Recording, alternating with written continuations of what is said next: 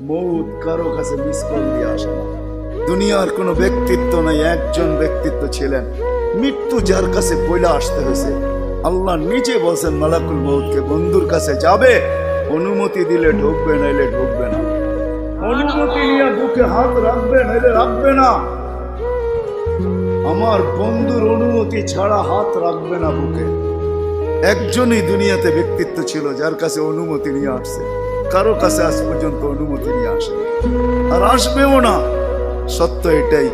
এই জন্য আসেন, ওই জান্নাত, এটাই আমাদের ছোট জীবনটার উদ্দেশ্য।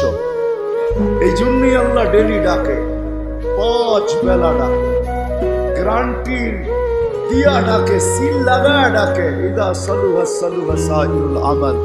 5 ওয়াক্ত নামাজ যদি এই উম্মত কমপ্লিট করে দেখাইতে পারে, আল্লাহ আমাদের নবীজির সাথে ওয়াদা করছেন, আমিও আপনার উম্মতের জীবনকে কমপ্লিট করে দেখাই।